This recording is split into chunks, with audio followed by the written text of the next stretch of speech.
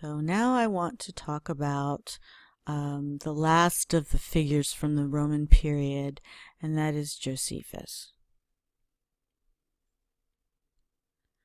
Josephus was an historian.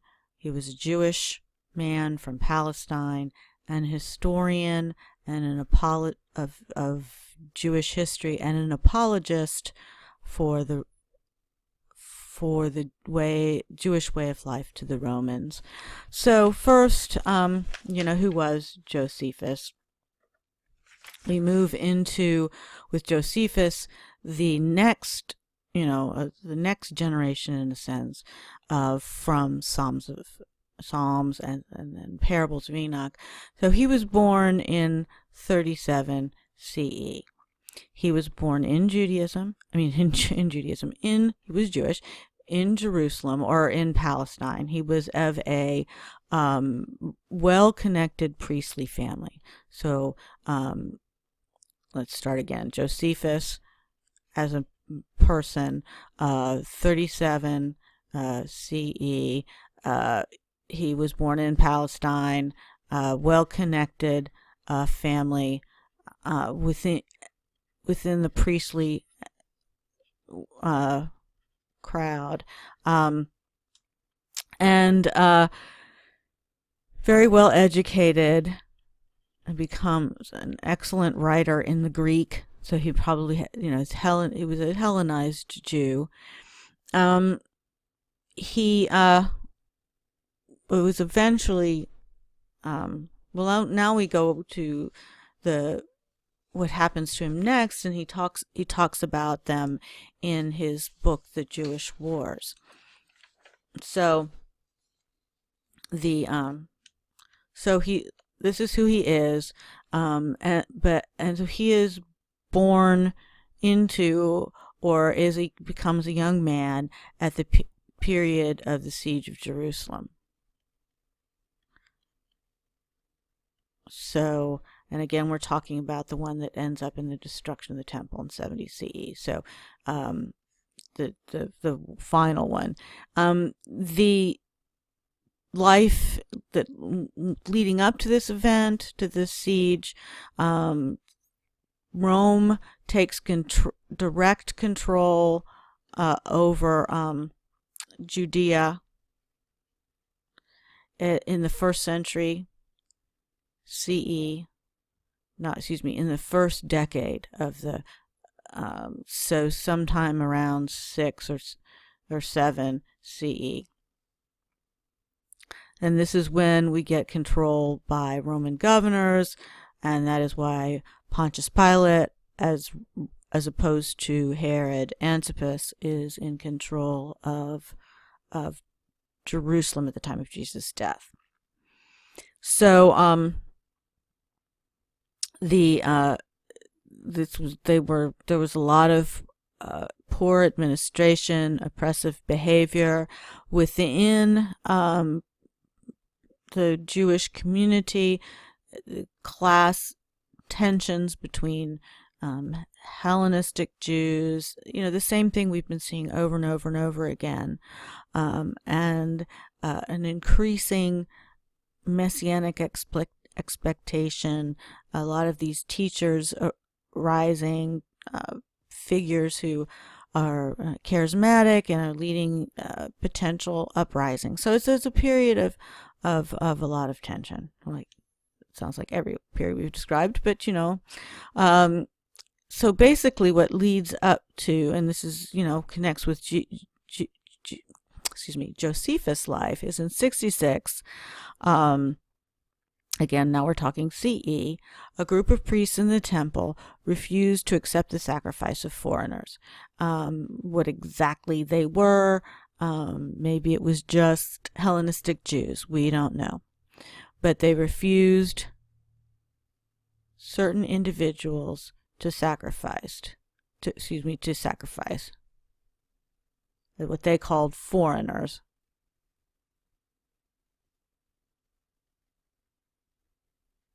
Now exactly who they were. And what this did was divide the city, both emotionally and very, very literally, as these priests barricaded themselves in the temple compound and against the rest of the city. So at this point, you have a city divided internally between factions. So the temple area controlled by this group of priests. Others, including the Romans, are being held out. And by the way, if you look at the temple mount as it's designed in this period, so if this is the Temple Mount, this is the garden, the Mount of Olives over here. The Temple Mount today, the Al-Aqsa Mosque is to the south. The Golden Dome is to the north, but the temple itself would have been somewhere in the center. The Romans had built something known as the Antonia Fortress, stationed Roman soldiers. So literally this building overlooks, you can watch what's going on. Roman soldiers could watch what was going on in the temple without actually having been in there. So this is the kind of the reality of this space and time. Is it's in many ways it was an occupied city, benignly occupied at least for a while, so that when these priests barricaded them in, it wasn't just a religious issue. It got the attention that they were intentionally keeping the Romans out as well. So, but before we go on to talk about what happens to them, this is the period where you've got these priests barricaded in, but there are a group of priests or individuals who are Pharisees who ask, the most famous of them being Yohanan ben Zakkai,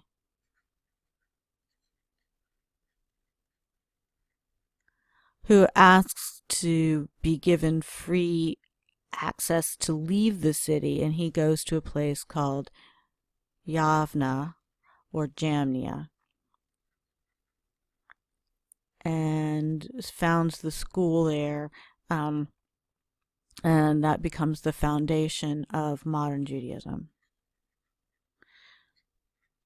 So as biblical Judaism, a sacrificial system, Judaism based on a sacrificial system, is literally dying on the streets of Jerusalem.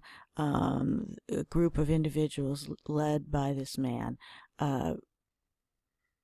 keep Judaism from disappearing in many ways. But that's sort of a side story from this period. So the people in Jerusalem attempt to form a government, and they appoint generals and try to fight off the Romans. So here, this group, they've removed themselves from the fray, but in an attempt to make this a lasting freedom from the Romans, they form a government and they appoint generals, one of whom is Josephus. So Josephus is appointed a general as a young, well-educated, well-connected Jewish man to help fight against the Roman control. So this, of course, gets Roman attention, and Vespasian, the man who would become emperor, who's currently general, Vespasian arrives in 67 and takes Galilee. So he arrives and he's coming down to attack Jerusalem, sweeps down through Galilee, takes the region, and captures Josephus. So Josephus becomes a prisoner of war under Vespasian, but Vespasian and his son Titus both become friends of Josephus, or Josephus befriends them, and they take him under his wing. Vespasian becomes emperor in 69. So this means that Josephus has friends in very, very high places. So Josephus at this point is hanging out with Vespasian in Rome. The Romans, however, no longer led by Vespasian, enters the city in 70. So this is the destruction of the temple, the end of the Second Temple period. This is the end of any real Jewish occupation of Jerusalem. There is one more uprising against the Romans in Jerusalem in 135, and that's it. The Romans are totally fed up. And so to leave, again, Josephus for a minute and talk about the history, when the city is... temple is destroyed, it becomes basically a military encampment.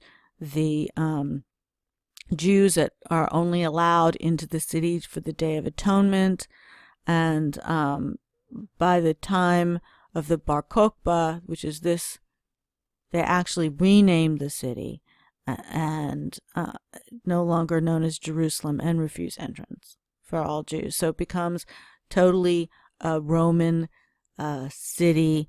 The Romans control it. No temple, no Jews. So that's what happens. But let's go back to sort of Josephus.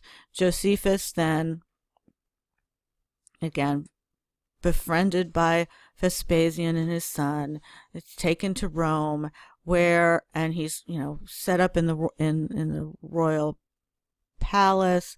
He is made a citizen of Rome, which is a big deal, and he spends the rest of his life writing about Jews for the Romans.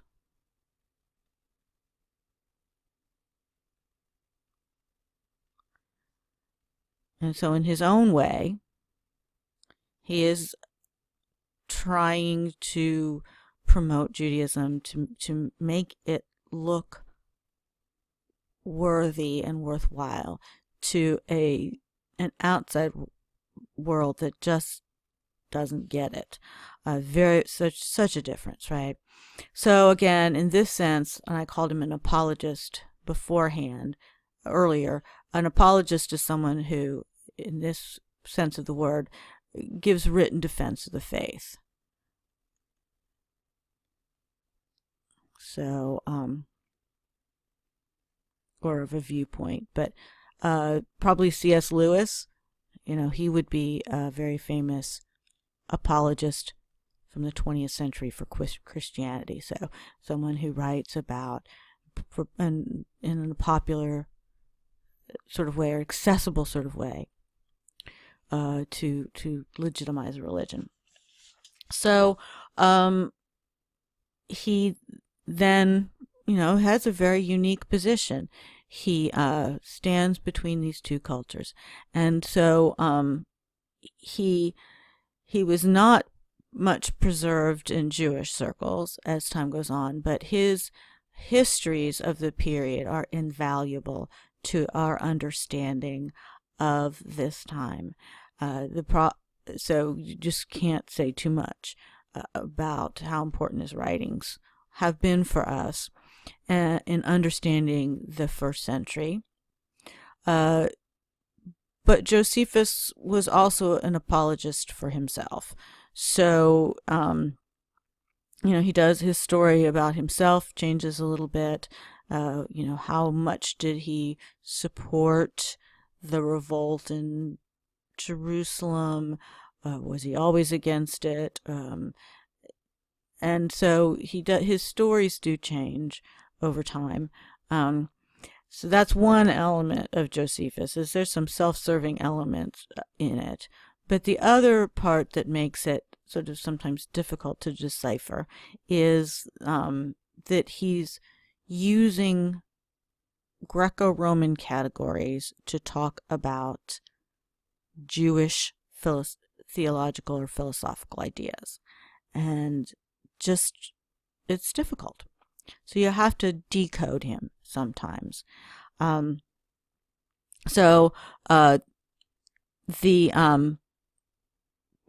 two areas where he becomes particularly important for this is his discussion of the what he calls the philosophies of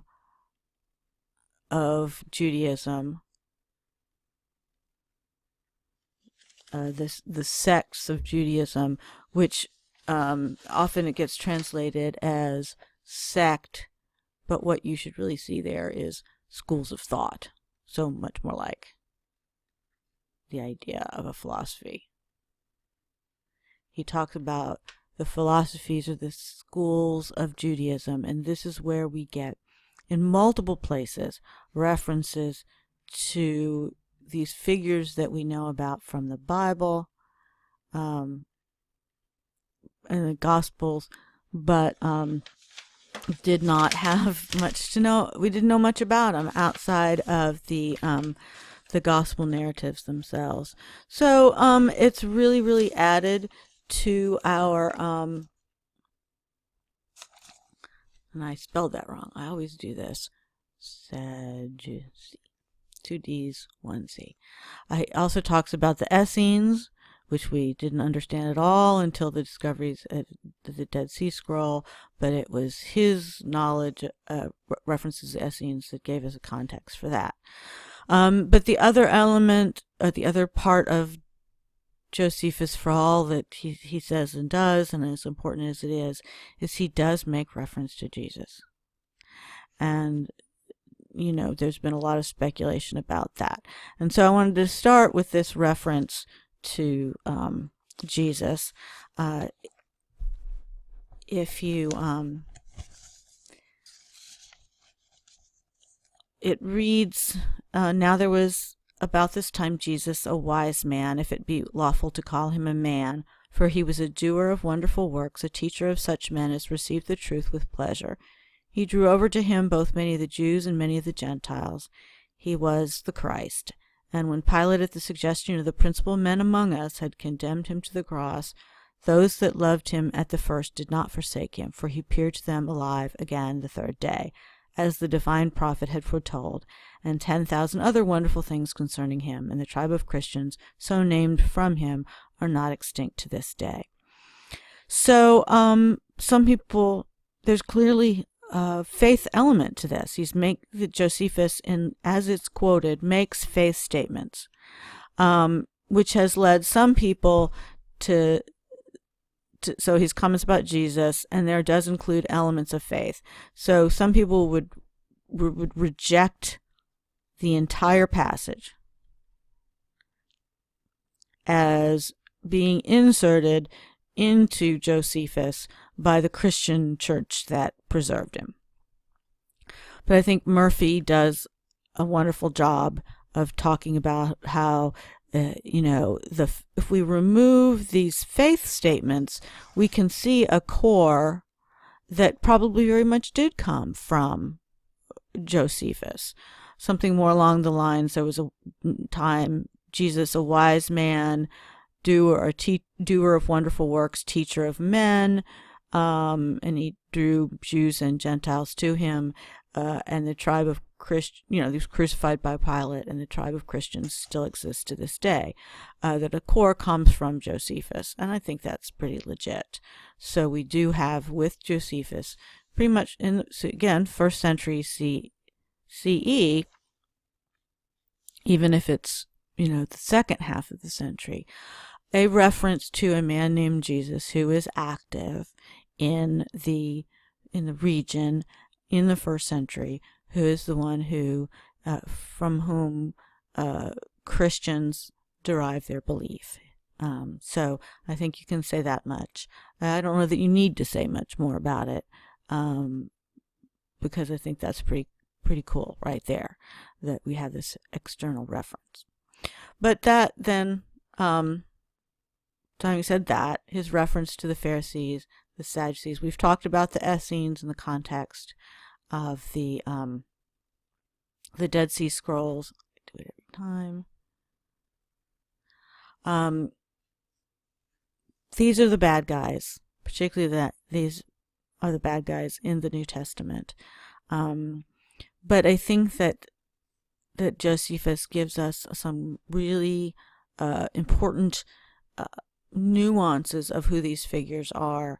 And what he makes clear to us is that the Pharisees were very popular figures. These teachers, they were not priestly, they were teachers rather than priests, whose goal was to democratize faith. That is to say, take the practice of faith, of the faith tradition out of the temple and give it to the people. And so later rabbinic tradition talks about them being about table fellowship, but you can see, what they're doing here. What does it mean to live in a relationship with God if you're not a priest? And they go back to the biblical laws and they focus down on three things: Sabbath observance, table fellowship, all about food and who you can eat with and how you eat, and tithing, or the giving of charity. And so, and this is much of what Judaism is about today. And because they were doing this, again, they were very popular among the average person. And in some ways, I think that they clash them. Well, first of all, if you read over the Gospels, they clash with them most often over these very issues, these two in particular, when they argue with Jesus. But they're trying to make the faith accessible, make God accessible to all people, which is exactly what Jesus came to do. And then the Sadducees, of course, those figures who ran the Sanhedrin, the priestly, they were the Hellenistic, more Hellenized Jews, and were much more concerned with Jesus. And it makes sense that therefore they are more concerned with the problem of Jesus as a threat to the political order. And so Jesus doesn't they don't get mentioned as much till the end.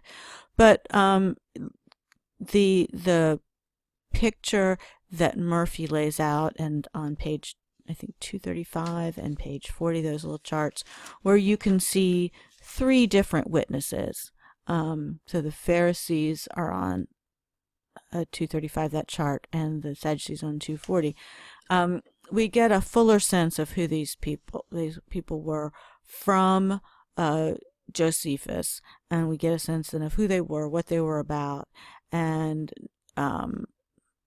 it I think rounds out and frames the gospel narratives for us and deepens our understandings of these conflicts.